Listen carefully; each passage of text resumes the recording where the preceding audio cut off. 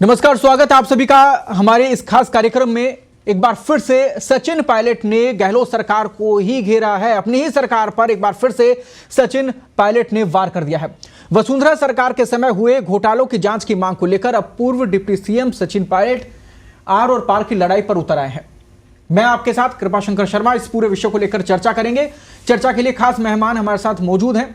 शरद जी वरिष्ठ सहयोगी हैं, वरिष्ठ पत्रकार हैं, स्टूडियो में इस वक्त मौजूद हैं। सर, बहुत बहुत स्वागत है आपका चर्चा में। इसके साथ ही वरिष्ठ पत्रकार हरीश पारासर जी को भी हम कनेक्ट कर रहे हैं। वो भी स्टूडियो में आपसे लगातार रूबरू होंगे और बातचीत करेंगे। आपको बता दें कि इस पूरे मुद्दे को लेकर लगातार इससे पहले भी सचिन पायलट की तरफ से आवाज उठी थी।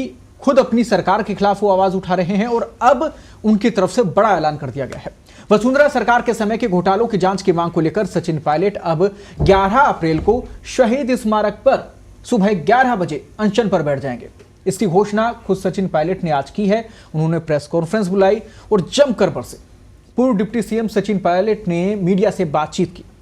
उन्होंने कहा कि साल 2013 में जब वे सत्ता में थे और उसके बाद जब सरकार चली गई थी और बीजेपी की जब वो मजबूत सरकार बनी थी, उस वक्त पार्टी आलाकमान ने उन्हें प्रदेश कांग्रेस का पूरा जो जिम्मेदारी थी वो उन्हें सौंप दी थी। अध्यक्ष का पद उन्हें दिया था। उन्होंने पूरे 5 साल कड़ी मेहनत की, वसुंधरा सरकार के घोटालों को जनता के सामने रखा। तब जनता से वादा किया था कि अगर सत्ता में आते हैं तो वसुंधरा सरकार के घोटालों की जांच कराएंगे।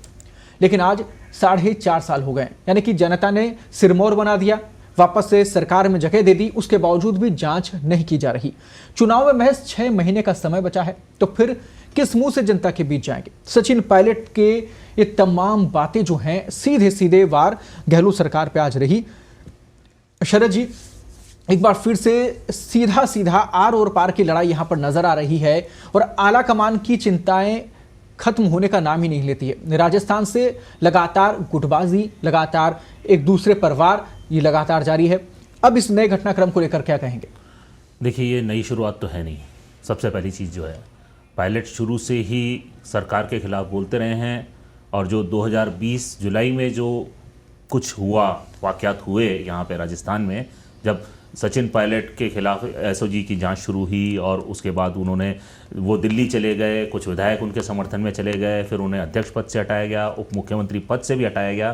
तब से ये रार चल रही है और करीबन अब 3.5 साल के करीब होने को आ चुका है करीब। और ये रार ख़त्म होने का नाम नहीं ले रही है। और इस रार के कारण एक बार फिर कांग्रेस संकट में है राजस्थान में, क्योंकि जिस तरह से खुले तौर पर पायलट ने आज प्रेस कॉन्फ्रेंस में कहा कि पुरानी सरकार के घोटालों की जांच नहीं करवाई गई, बार बार मांग किए जाने के बाद भी नहीं की गई।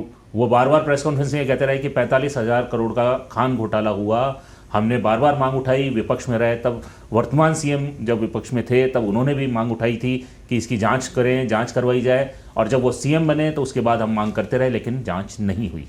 वरिष्ठ सहयोगी वरिष्ठ पत्रकार हरीश पारासर जी एक बार फिर हमारे साथ कनेक्ट हो गए हैं, जुड़ गए हैं चर्चा में। सर, बहुत बहुत स्वागत है आपका चर्चा में। जी। हरीश जी, आज एक और चिंता का विषय कहीं ना कहीं गहलोत सरकार के लिए एक और चुनौती हो गई है, सामने आ गई है। चुनाव सामने है, गहलोत सरकार जनता के सामने अपनी लोकप्रिय योजनाएं लेके पहुंच रही थी। लगातार उनके मंत्रियों को ये कहा जा रहा था कि आप अपने अपने जिलों में जाएं, प्रचार करें। उन सब के बीच में उन्हीं की पार्टी के पूर्व उप मुख्यमंत्री खड़े हो जाते हैं और सीधे सीधे सवाल उठाते हैं सरकार की कार्यशैली पर, सरकार की मंशा पर। क्या कहेंगे? देखिए, इसको आप अगर राजनीतिक लिहाज से देखें कृपाशंकर, तो ये पराकाष्ठा है। इस संग्राम का अब बिल्कुल अंत आने वाला है। ये मान लीजिए, आप दोनों के बीच जो झगड़ा चल रहा था उसका ये एंड है। ये मान लीजिए, इसमें अब यो कह सकते हो आपकी आर पार की लड़ाई है। ऐसा पहली बार हुआ है जब किसी सरकार के खिलाफ सरकार का ही कोई प्रदेश अध्यक्ष या उप मुख्यमंत्री रहा हुआ व्यक्ति सीधे सीधे धरने का ऐलान कर दे, अनशन का ऐलान कर दे। तो आप यूँ मानिए कि ये बहुत निशाने, एक तीर है लेकिन निशाने कई जगह हैं। निशाने वसुंधरा राजे पर भी है, जिसमें ये कहा जा रहा है कि अशोक गहलोत और वसुंधरा राजे की मिलीभगत है। ये उन्होंने सवाल उठाया भी सही कि अगर ये जांच नहीं हो रही तो ये जो संदेश है ये जा रहा है जनता के बीच में। दूसरा उनका निशाना सीधे सीधे आलाकमान के ऊपर भी है, जो बार बार उनको पुचकारता रहा है कि ठीक है, हम सब ठीक हो जाएगा। और सबसे बड़ी चीज ये कि 25 सितंबर को कांग्रेस विधायक दल की बैठक के बाद जिस मुद्दे को लेकर वो लगातार उठा रहे थे उस पर भी कोई अमल नहीं हुआ, कोई कार्यवाही नहीं हुई। तो मुझे लगता है कि अब ये आर पार की लड़ाई, ये लोग इसको अलग अलग तरीके से समझ रहे थे। कोई ये कह रहा था कि अब सचिन पायलट कोई नया रास्ता चुनेंगे, ये भी चर्चा थी कि हो सकता है कि कुछ और काम करें। लेकिन मुझे लगता है कि अभी वो अब उनका सब्र का बांध ये टूट चुका है और ये एक तरह से अंतिम चेतावनी उनकी आलाकमान को भी, मुख्यमंत्री अशोक गहलोत को भी, सरकार को भी और पार्टी संगठन को भी, कि जो भ्रष्टाचार के मामले विपक्ष में रहते हुए कांग्रेस पार्टी ने उठाए उनको उजागर किया, तथ्यों के साथ पेश भी किया। खुद मुख्यमंत्री ने कहा, मुख्यमंत्री ने सदन के बाहर भी कहा, सदन के अंदर भी कहा, विपक्ष का नेता रहते हुए भी कहा। जब वो पूर्व मुख्यमंत्री थे तब भी उन्होंने मुद्दे उठाए और वो सारी फिल्म उन्होंने दिखाई। आज करीब 5-7-10 मिनट की जो फिल्म दिखाई, वो आप ये समझ लीजिए कि ऐसा नहीं है कि ये फिल्म आलाकमान के पास नहीं पहुंचाई होगी। सब कुछ जानने के बाद भी आज अगर सचिन पायलट सार्वजनिक रूप से इस तरह के इस तेवर में आते हैं तो ये कांग्रेस के लिए, आप सही कह रहे हैं कि सचमुच बहुत ही, अशोक गहलोत के लिए तो कम से कम बहुत ही चुनौतीपूर्ण घटना है। क्योंकि आपने ये भी देखा होगा कि अशोक गहलोत ने अपना आज का जो कार्यक्रम था NSUI स्थापना दिवस का, उसको भी वर्चुअल तक सीमित कर दिया है, क्योंकि अब ये सियासी जो वार है ये और बढ़ता हुआ दिखेगा। बिल्कुल बिल्कुल सही कहा आपने। देखिए, गहलोत सरकार के लिए चुनौतियां खत्म होने का नाम नहीं ले रही। उन्हें बैठे बिठाए विपक्ष को मुद्दा मिल जाता है। विपक्ष की भी कई बार ऐसी स्थिति हो जाती है कि जरूरत ही नहीं है, क्योंकि आपसी जो उनकी टीम के मेंबर हैं वो उनके खिलाफ सामने सीना तान के खड़े हो जाते हैं उनकी तमाम स्थितियों को लेकर, कंडीशंस को लेकर। तो वो जो दावे करते हैं लोकप्रिय नेता के या फिर जन कल्याणकारी योजनाओं के, तो वो सारी चीजें जो हैं वो कहीं ना कहीं राजनीतिक पार्टी के लिए ही चुनौती बन जाती है, नहीं कि यहाँ की सरकार के लिए चुनौती बन जाती है। पर इन सब के बीच में हरी जी एक और बड़ी चुनौती है, वो है दिल्ली के लिए, आला कमान के लिए। खुद कांग्रेस का जो वजूद है उसके ऊपर सवाल उठ रहे हैं। कांग्रेस की स्थिति जो दिल्ली में है वो पूरे देश में किसी से भी नहीं छुपी हुई है। ऐसी स्थिति में अब राजस्थान का ये हाल, आपको क्या लगता है कि दिल्ली के लिए एक और बहुत चिंता का विषय है इस वक्त राजस्थान के इस हाल को लेकर? देखिए, कल ही कांग्रेस नेता राहुल गांधी ने अडानी को लेकर के एक शब्द पजल डाली थी, वर्ड पजल जिसको हम कह सकते हैं, और उन सब नेताओं को उसमें इंगित किया था जो अभी ताजा या तो छोड़ चुके हैं या इससे पहले बीजेपी में जा चुके हैं, जिसमें ज्योतिरादित्य सिंधिया भी शामिल थे, हेमंत बिस्वा शर्मा भी शामिल थे, और इवन गुलाम नबी आजाद जो अभी करीब मोदी सरकार की तारीफ के पुल बांध रहे, वो भी शामिल है। इवन AK एंटोनी के पुत्र का भी उसमें नाम था, आंध्र के जो पूर्व मुख्यमंत्री रहे हुए हैं उनका भी नाम था। तो ये श्रृंखला अब मुझे लगता है कि एक शुरुआत हो गई है बगावती तेवरों की, और सचिन पायलट के तेवर को मैं दूसरे रूप में लेता हूँ, क्योंकि उन्होंने अचानक कोई मौका परिस्थिति नहीं की, अचानक किसी प्रलोभन में नहीं आए किसी, और सरकार को, जो उनकी विपक्षी सरकार है एक तरह से, केंद्र में भारतीय जनता पार्टी जो विपक्षी दल है, उसको लगातार घेरते भी रहे। कल भी आपने देखा होगा कि जब मशाल जुलूस था वो भी केंद्र सरकार के खिलाफ था, उसमें भी वो शामिल हुए, और वहां भी जो टिप्पणी उन्होंने की उन पर जो मशाल गिर गई थी उसको लेकर के एक ही शब्द उन्होंने कहा, जांच को राखी साइयां। तो आप समझ लीजिए कि कहीं न कहीं ये तरह की चर्चाओं का दौर भी है, और उसमें अब यो मान लीजिए कि राजस्थान की सियासत में वो भी संकेत है जिसमें हनुमान बेनीवाल ने जिक्र किया था और ये कहा था कि सचिन पायलट उनके साथ आए तो वो मिलकर लड़ेंगे। हालांकि बहुत दूर की कौड़ी है, सचिन पायलट इतना जो भी फैसला करेंगे मुझे लगता है कि उन्होंने सोच समझ के कुछ मन बना रखा होगा। लेकिन अभी तो संकट यह है कि सीधे कांग्रेस आला कमान जो लगातार ठंडे छिट्टे डालने की कोशिश कर रहा था इस संपूर्ण घटनाक्रम पे, उसको भी अब ये सोचने को मजबूर होना पड़ेगा, उसको भी क्विक कोई डिसीजन लेना पड़ेगा। हम ये नहीं करें कि सत्ता परिवर्तन को लेकर करना पड़ेगा, लेकिन जो मुद्दे सचिन पायलट उठा रहे हैं उन मुद्दों को लेकर अशोक गहलोत सरकार को भी और आला कमान को भी। आज राजस्थान में एक बड़ा घटनाक्रम हुआ है। सचिन पायलट ने प्रेस कॉन्फ्रेंस की। प्रेस कॉन्फ्रेंस करना कोई बहुत बड़ी बात नहीं थी, लेकिन अपनी ही सरकार के ऊपर सवाल उठाना यह बहुत बड़ा विषय हो गया है, वो भी ठीक चुनाव से पहले। कांग्रेस की स्थिति पूरे देश में जो है, ऐसे में राजस्थान बचाने की एक और स्थिति कांग्रेस के लिए सामने आ गई है, जिसके बारे में किसी भी नेता ने सोचा भी नहीं होगा कि ठीक चुनाव से पहले ऐसा कुछ होने वाला है।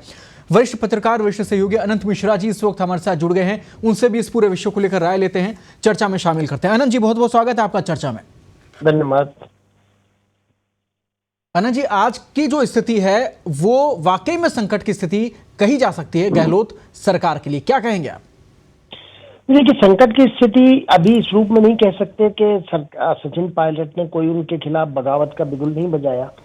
देखिए हाँ, उनको उनकी विपक्ष के रहते हुए उन्होंने जो वसुंधरा सरकार पर आरोप लगाए उन पे ध्यान दिलाया, और सचिन पायलट पहले भी कई बार ध्यान दिला चुके, कह चुके कि हम जब विपक्ष में रह के जो आवाज उठाते थे वसुंधरा सरकार के दौरान, कार्यकाल के दौरान घोटाले भ्रष्टाचार की बात करते थे, आज जब हमारी सरकार है तो सरकार जांच क्यों नहीं कराती?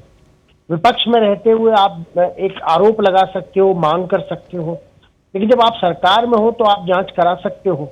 तो सचिन पायलट बहुत समय से ये दबाव बना रहे थे सरकार पर कि वसुंधरा सरकार के खिलाफ जो हमने आरोप लगाए थे उनकी जांच होनी चाहिए।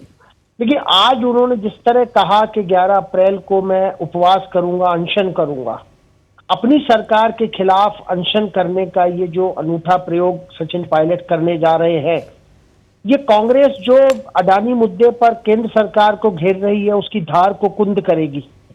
जनता में एक संदेश तो जाता है कि आप एक तरफ तो प्रधानमंत्री से मांग कर रहे हो जेपीसी की के जो घोटाले हुए या अडानी समूह ने जो घोटाले किए उसमें सरकार का संरक्षण रहा, और दूसरी तरफ आपने जब विपक्ष में रहते हुए आरोप लगाए थे तो आप उसकी जांच से कतरा क्यों रहे हो?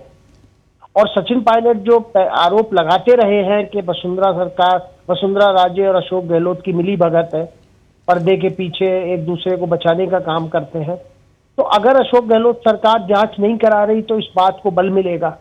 और कांग्रेस आला कमान के लिए भी ये अप्रिय स्थिति हो गई है कि जो व्यक्ति सरकार में उप मुख्यमंत्री के पद पे रहा हो, प्रदेश अध्यक्ष कांग्रेस का रहा हो, आज वो अपनी सरकार के खिलाफ सार्वजनिक रूप से धरने पे बैठेगा। और देखना ये दिलचस्प होगा कि क्या सचिन पायलट अकेले बैठते हैं या उनके समर्थक आते हैं। समर्थक आते हैं तो कितने समर्थक आते हैं, और अगर बड़ी संख्या में समर्थक एकत्रित होते हैं तो जनता में एक ये संदेश तो निश्चित रूप से जाएगा कि सरकार भ्रष्टाचार की जांच क्यों नहीं करा रही। वो भ्रष्टाचार अगर नहीं था तो आपने आरोप क्यों लगाए, और आरोप लगाए तो जांच कराने में अब डर क्यों रहे हो, आप कतरा क्यों रहे हो? आप जब केंद्र सरकार से आए दिन अशोक गहलोत पत्र लिखते हैं, कभी ट्वीट के माध्यम से मांग करते हैं कि जेपीसी जांच होनी चाहिए, सरकार डर क्यों रही है? तो अशोक गहलोत सरकार को जांच कराने में क्या डर है? और या फिर सार्वजनिक रूप से कहना चाहिए कि भाई मैंने जो आरोप लगाए थे वो राजनीतिक आरोप थे और अब ऐसा नहीं लगता कि उसमें जांच होनी चाहिए।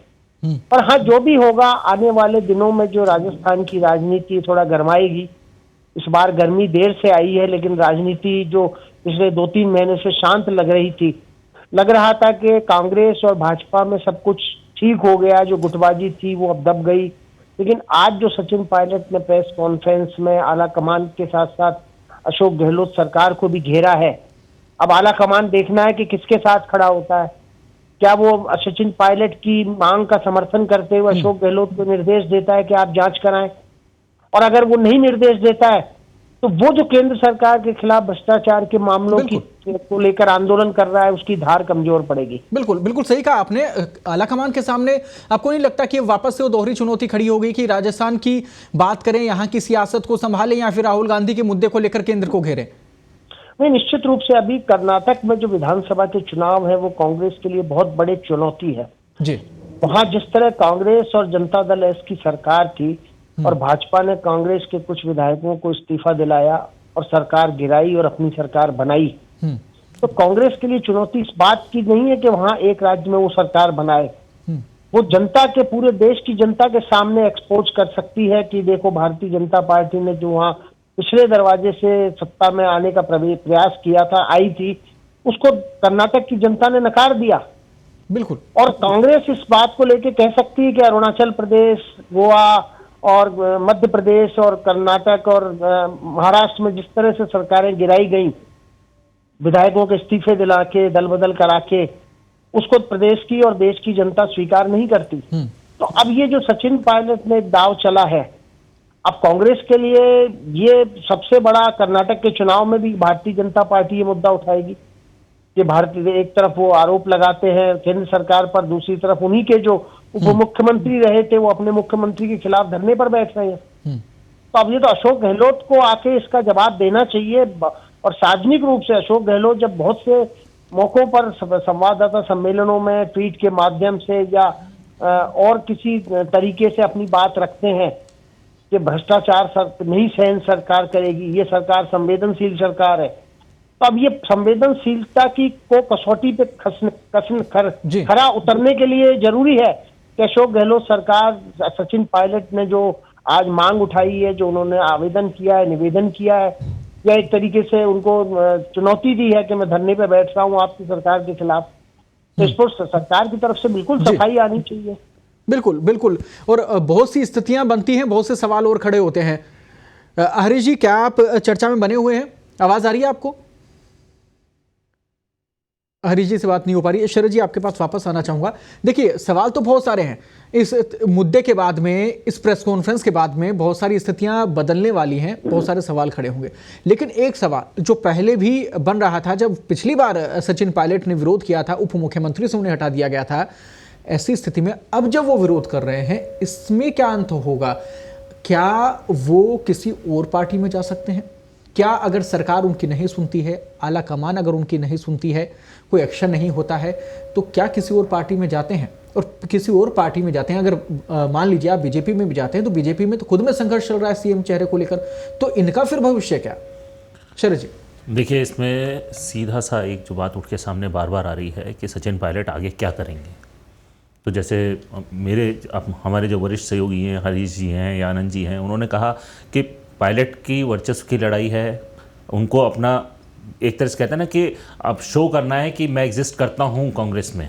तो या तो वो अपनी एग्जिस्टेंस शो करेंगे आला कमान के सामने, उन्हें एक बार फिर ये चीज़ रख दी है कि भाई मेरा क्या है, ये बताइए आप तो मुझे, मैं इतनी बातें कर रहा हूँ, इतना सब कुछ कह रहा हूँ, लेकिन मेरा क्या अभी तक, क्योंकि 3 साल से एक तरह से देखा जाए तो नेपथ्य में ही है, वो फ्रंट में तो कहीं रहे ही नहीं, कि ना कोई पद है उनके पास स्टेट कांग्रेस में, ना गवर्नमेंट में उनको कोई पद मिला है। तो उस हिसाब से अब तो एक एग्जिस्टेंस का इशू आ रहा है सामने कि वो अपना एग्जिस्टेंस शो करना चाहते हैं कि भाई मैं हूँ, लेकिन अब मुझे क्या करना चाहते हो आप मेरे साथ, वो स्पष्ट करो। और रही बात दूसरी पार्टी में जाने की या नया दल बनाने की, तो ये अभी एक तरह से कहा जाए तो शुरुआत है, क्योंकि अभी वो अपने अनशन पे बैठ रहे हैं या धरने पे बैठते हैं, और उसके बाद के क्या रिएक्शन होते हैं। जैसे आनंद जी ने भी कहा कि कितने लोग उनके साथ आते हैं, कि जो पहले जो 20-24 विधायकों का जो समर्थन की बात करते थे पहले, क्या उनमें से कोई आता है इनके साथ, वो धरने पे बैठता है, या आम जनता जिसको जोड़ना चाहते हैं वो कितनी धरने पर आती है उनके साथ। तो वो एक्चुअल में शो करेगा कि पायलट के लिए क्या सही रहेगा। और जब तक वो चीज़ नहीं दिखती है तब तक कुछ भी कहना मतलब एक तरह से संभव नहीं है। बाकी ऑप्शन की बात करें तो आम आदमी पार्टी सामने खड़ी है, अपना दल, खुद का कोई दल बना के वो इसके साथ हनुमान बेनीवाल जी की पार्टी के साथ मिलकर चुनाव लड़ सकते हैं, या और दूसरे दल हैं जिनको मिला सकते हैं। जैसे बीएसपी हर बार 5-6 सीटें जीत लेती है अपनी, उसके बाद आप बीटीपी देख लीजिए, आदिवासी बेल्ट में है, तो ये एक मिक्सर बन सकता है कि वो कहीं ना कहीं राजस्थान में तीसरे मोर्चे की शुरुआत कह सकते हो आप। लेकिन ये डिपेंड करेगा कि उनके जो अनशन या धरना जो भी उनका है उस पर बैठने के बाद उनको कितना सपोर्ट मिल रहा है। अनंत जी, इस पूरे विषय में प्रेस कॉन्फ्रेंस के दौरान सचिन पायलट कहते हैं कि भ्रष्टाचार के खिलाफ उन्होंने आवाज उठाई थी और यही कारण रहा कि सरकार बनी, यानी जनता ने मौका दिया। अब वो किस मुंह से जनता के बीच में जाएंगे, इसलिए अनशन पर बैठने जा रहे हैं। क्या लगता है, ये सिर्फ और सिर्फ भ्रष्टाचार के खिलाफ आवाज है या अस्तित्व की लड़ाई है, खुद के उस नाम को बचाने की कोशिश है? अनंत जी, रूप से ये नहीं मानता कि ये सिर्फ भ्रष्टाचार के खिलाफ संघर्ष के लिए धरने पर बैठ रहे हैं। अगर भ्रष्टाचार के खिलाफ संघर्ष करने के लिए अनशन पे बैठ रहे हैं तो शायद 1.5 साल पहले उनको बैठना चाहिए। अब चुनाव के 8 महीने पहले अगर वो इस तरह की चुनौती पेश कर रहे हैं या अनशन पे बैठने का कर रहे हैं कि हम जिस मुद्दे को लेकर सरकार में आए थे वो मुद्दे अब क्यों नहीं पूरे हो रहे, वो आवाज जो हमने उठाई थी उस पर अब जांच क्यों नहीं हो रही। मेरा कहना है कि जहां तक शरद ने जो बात कही उसमें ज्यादा वजन है, क्योंकि उनको अपना अस्तित्व की चुनौती है उनके सामने। पिछले 2 साल से उनके पास कोई पद नहीं है और जैसा लग रहा था कि शायद यहाँ परिवर्तन होगा। जब 25 सितंबर को खड़गे जी और अजय माकन जी आए थे और उसके बाद में जो विद्रोह हुआ, गहलोत सरकार के जो विधायकों और मंत्रियों ने जो आला कमान को आंख दिखाई, तो वो मामला तो अभी ठंडा हुआ नहीं। लेकिन ये सचिन पायलट ने एक नई जो आग थी हवन की, उसमें एक नई आहुति डाली है। और ये भ्रष्टाचार के नाम पे डाली है। जहां तक सवाल है कि सचिन पायलट अब क्या नई पार्टी बनाएंगे, मुझे नहीं लगता कि 8 महीने में कोई भी व्यक्ति जो देश का सबसे बड़ा क्षेत्रफल में राज्य है राजस्थान, वहां 8 महीने में अपनी पार्टी को स्थापित कर सकता है। अगर सचिन पायलट को पार्टी बनानी होती तो 1.5 साल पहले अगर वो बनाते तो स्थापित कर सकते थे।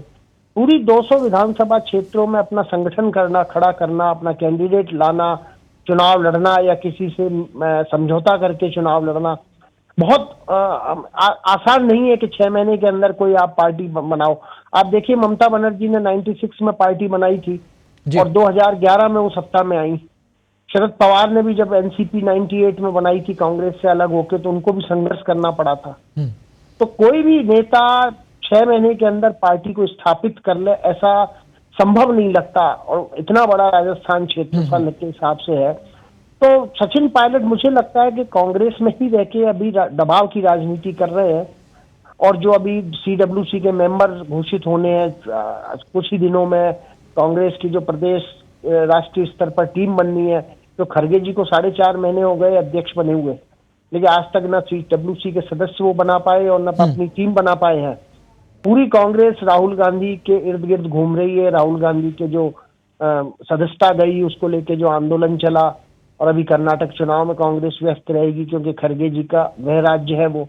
तो अभी सचिन पायलट अपनी पार्टी बनाएंगे इसकी संभावना कम लगती है जी, क्योंकि सचिन पायलट भी ये जानते हैं कि इस चुनाव, ये जो अब चुनाव 2023 का आ रहा है, उसके बाद जो 2028 का चुनाव होगा उसमें कांग्रेस के चाहे अशोक गहलोत हो, चाहे कल्ला हो, चाहे धारीवाल जी हो, चाहे सीपी जोशी जी, सब 78-79 हो जाएंगे उस 2028 के चुनाव तक जी। तो सचिन को ये तो समझता है, और एक बार बातचीत में उन्होंने इस चीज का उल्लेख भी किया था कि आज की राजनीति में जो युवा हैं उनको लिए अभी बहुत जगह पड़ी हुई है। सचिन जानते हैं कि अभी उनके लिए 20 साल 25 साल की राजनीति है, और अशोक गहलोत को शायद लगता है कि उनके लिए ये आखिरी चुनाव है। शरद जी, आपके पास आना चाहूंगा। सीपी जोशी को नई नई जिम्मेदारी मिली है, भाजपा के कहीं ना कहीं नेतृत्व की जो जिम्मेदारी है वो उनके सर पे इस वक्त है, और इस पूरी जिम्मेदारी के बीच में सचिन पायलट का एक कदम, आपको क्या लगता है कि बैठे बिठाए सीपी जोशी को, बीजेपी को, विपक्ष को एक नया स्टैंड यहाँ पर मिल गया है, क्या कहेंगे? देखिए, यहाँ पे जो बात उठ रही है तो मुझे नहीं लगता बीजेपी इस पे कोई स्टैंड अभी लेने वाली है। सचिन के मुखर होने को वो हाईलाइट कर सकते हैं, लेकिन भ्रष्टाचार के मामले को वो हाईलाइट नहीं कर सकते, क्योंकि उनकी सरकार के भ्रष्टाचार का मामला है। पहली चीज, बीजेपी गवर्नमेंट में जो भ्रष्टाचार हुआ उसकी जांच के लिए पायलट कह रहे हैं। तो इस मामले को लेकर बीजेपी या उनके प्रदेशाध्यक्ष अगर कोई बयान देते हैं कि हाँ भाई जांच करवा लें या ये, तो ये अपने आप में मतलब एक अजूबा ही हो सकता है कहा जाए तो, कि वो खुद कहें कि साहब हमारी सरकार में भ्रष्टाचार हुआ था और आप उसकी जांच करवा लीजिए। तो ये अपने आप में एक अलग सवाल उठ जाता है। तो ऐसा सीपी जोशी करेंगे या नहीं करेंगे ये तो उन पर डिपेंड करता है, लेकिन नॉर्मली नहीं किया जाता है। लेकिन जहां तक पायलट की बात करें तो पायलट ने कांग्रेस में तो जहां निशाना साधा ही है अशोक गहलोत पे, वहीं बीजेपी में कहीं ना कहीं वसुंधरा राजे को भी पर भी क्वेश्चन मार्क लगाया है, क्योंकि अभी जो बात चल रही है सीएम फेस को लेकर, अभी तक क्लैरिटी नहीं है बीजेपी में कि किसके फेस पर चुनाव लड़ा जाएगा। हालांकि जैसे नेता प्रतिपक्ष राजेंद्र राठौड़ कई बार ये बयान दे चुके हैं बनने के बाद, उन्होंने भीलवाड़ा में भी कहा कि भाई पीएम मोदी जो हैं वो उनका फेस होगा, कमल के फूल पे हम चुनाव लड़ेंगे, कोई सीएम फेस राजस्थान में नहीं होगा। इस तरह के वो कई बार बयान दे चुके हैं। लेकिन राजस्थान में हर बार जो होता है कि एक सीएम फेस हमेशा रहा है, चाहे वो कांग्रेस की तरफ से हो या बीजेपी की तरफ से जी। तो अभी फिलहाल ये स्पष्ट नहीं होने के कारण मुझे नहीं लगता कि सीपी जोशी अपनी ही सरकार में हुए भ्रष्टाचार को लेकर मुखर होंगे कि हाँ साहब आप इसकी जांच क्यों नहीं करवाते, ऐसा कोई बयान आएगा, मुझे नहीं लगता। यानी कि विपक्ष जो है वो अपने अलग स्टैंड, अपने एजेंडों पे ही चलेगा। सचिन पायलट के लिए तो ये वाकई में चिंता का और विषय हो जाएगा। आनंद जी, आपसे एक और सवाल मैं लेना चाहूंगा। पूर्व मुख्यमंत्री जो कि बीजेपी के रही, यानी कि वसुंधरा राजे, उनके ऊपर सचिन पायलट सवाल उठा रहे हैं, भ्रष्टाचार के मुद्दे पर सवाल उठा रहे हैं, अनशन पर बैठने जा रहे हैं। खुद के जो मुख्यमंत्री यानी कि कांग्रेस पार्टी के जो मुख्यमंत्री हैं उन पर वो पहले सवाल उठा चुके हैं। दोनों ही जो धड़े हैं इस वक्त राजस्थान में, जो मुख्य चेहरे हैं उनके खिलाफ इस वक्त पायलट स्टैंड लिए खड़े हैं। तो आपको क्या लगता है कि पायलट के लिए फिर गुंजाइश कितनी बचती है? पायलट अपनी गुंजाइश बनाने के लिए ही ये मुद्दा उठा रहे हैं जी। पायलट जनता के बीच ये संदेश देना चाहते हैं कि मैं भ्रष्टाचार के खिलाफ संघर्ष किया था, और जब 2013 के चुनाव में पार्टी 21 सीटों पर आ गई थी कांग्रेस पार्टी, और अशोक गहलोत मुख्यमंत्री थे, तो 2013 से लेकर 18 तक मैंने पार्टी को जीवित किया और मैंने कांग्रेस कार्यकर्ताओं में जान फूंकी और हम 100 सीटें लाने में सफल हुए। और जब सरकार बनी तो मुख्यमंत्री अशोक गहलोत बन गए, बनना मुझे चाहिए था। उनका ये आशय है और कई बार वो प्रकट कर चुके हैं कि मैंने अगर मेरे नेतृत्व में संघर्ष करके हमने सरकार बनाई तो अशोक जी मुख्यमंत्री बन गए, संघर्ष हमने किया। अब वो सरकार को साथ आला कमान को भी एक घेरे में ले रहे हैं। तमाम बयानबाजियां होंगी और एक्शन भी हो सकता है आगे हो। ये वाकई में चुनौती इस वक्त कांग्रेस पार्टी के लिए, विपक्ष के लिए अलग मुद्दा होगा और इसके साथ ही आला कमान के लिए अलग स्थिति होगी। तमाम स्थितियां पैदा होंगी। भविष्य के गर्भ में है कि इसका एक्शन जो होगा वो कितना असर करता है, क्या इसके ऊपर इम्प्लीमेशन होता है, क्या इसके ऊपर एक्शन लिया जाता है, भविष्य के गर्भ में। पर यह है कि राजनीति गर्मा गई है राजस्थान की सियासत की। बहुत बहुत धन्यवाद, आप चर्चा में शामिल हुए। अनंत जी, शरद जी, पूरी चर्चा को आपने सार्थक बनाया। उम्मीद करते हैं कि राजस्थान की जो सियासत है वो किस ओर जाती है, किस ओर नहीं जाती है, लेकिन जनता को इसका नुकसान ना हो, क्योंकि जनता के मुद्दों पर बात होनी चाहिए। आज सचिन पायलट भ्रष्टाचार के मुद्दे पर 11 तारीख को अनाउंसमेंट करके चले गए कि अनशन पर बैठ जाएंगे भ्रष्टाचार के मुद्दे पर। अब ऐसे में अशोक गहलोत सरकार के लिए चुनौती होती है कि अगर वो उनके ऊपर एक्शन लेते हैं तो फिर भ्रष्टाचार के मुद्दे पर एक्शन लेने के लिए उनके ऊपर सवाल खड़े होते हैं। अगर वो उनकी बात मान लेते हैं और उनका जो अनशन है वो खत्म करवा दिया जाता है तो फिर ये सवाल उठेंगे कि आखिरकार 4 साल का आपने गैप क्यों लिया, आपने इतने लंबे समय तक आप इस मुद्दे को टालते क्यों रहे, क्योंकि देश में इस वक्त भ्रष्टाचार के मुद्दे पर कांग्रेस स्टैंड लिए खड़ी है। तो ऐसे में चुनौती बहुत बड़ी है। इससे कैसे निपटेंगे अशोक गहलोत, राजस्थान की सरकार की क्या स्थिति आगे रहेगी, देखने वाला विषय होगा। फिलहाल इस चर्चा में इतना ही। मुझे दीजिए इजाजत। नमस्कार।